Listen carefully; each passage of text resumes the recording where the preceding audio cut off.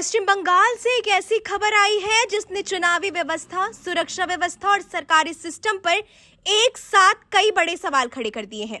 कोलकाता के अलीपुर इलाके में मौजूद एक सरकारी इमारत में अचानक आग लगती है। आग इतनी भीषण होती है कि उसे बुझाने में दमकल विभाग को लगभग 24 घंटे से ऊपर का समय लग जाता है। लेकिन जब धुआं छटता है तो सामने जो तस्वीर आती है वो और भी ज्यादा चौंकाने वाली होती है।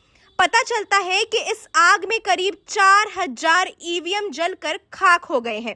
ये कोई नई मशीनें नहीं थी, ये वो ईवीएम था जिसका इस्तेमाल हाल ही में पश्चिम बंगाल विधानसभा चुनाव में 10 अलग-अलग विधानसभा क्षेत्रों में किया गया था। अब सवाल उठता है कि आखिर इतनी बड़ी संख्या में ईवीएम एक ही जगह पर क्यों रखी गई थी, और उससे भी बड़ा सवाल आखिर आग कैसे लगी। जानकारी के मुताबिक यह इमारत दक्षिण 24 परगना जिला परिषद समेत कई सरकारी विभागों का कार्यालय है। आग सबसे पहले निचली मंजिलों पर देखी गई, लेकिन जांच के दौरान अधिकारियों ने जो बात कही उसने पूरे मामले को और ज्यादा रहस्यमयी बना दिया है। राज्य सरकार के मंत्री कौशिक चौधरी ने कहा है कि आग का फैलाव सामान्य नहीं दिख रहा।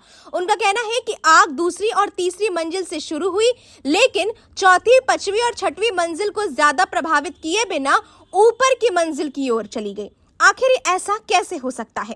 यही वजह है कि अब जांच एजेंसियां सिर्फ शॉर्ट सर्किट ही नहीं बल्कि साजिश की संभावना भी तलाश रही हैं। इस घटना के बाद अलीपुर थाने में एफआईआर दर्ज की गई है। फॉरेंसिक टीम को बुलाया गया है, पूरे भवन को सील कर दिया गया है और पुलिस निगरानी बढ़ा दी गई है।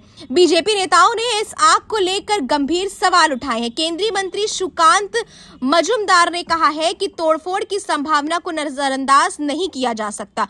वहीं बीजेपी के कुछ नेताओं ने इसे सुनियोजित घटना तक करार दे दिया है। हालांकि अभी तक किसी भी राजनीतिक आरोप के समर्थन में कोई ठोस सबूत नहीं मिले हैं।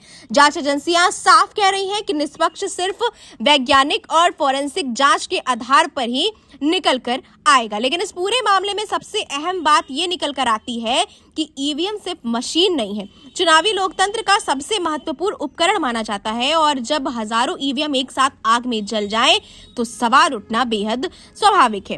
क्या ये महज एक दुर्घटना थी या फिर इसके पीछे कोई बड़ी साजिश? इसका जवाब हम आप पर छोड़ते हैं। आप इस खबर पर अपनी प्रतिक्रिया हमसे जरूर साझा करेगा। हमें आपकी प्रतिक्रिया का इंतजार रहेगा। तब तक के लिए बने रहिए जनपद के साथ। धन्यवाद।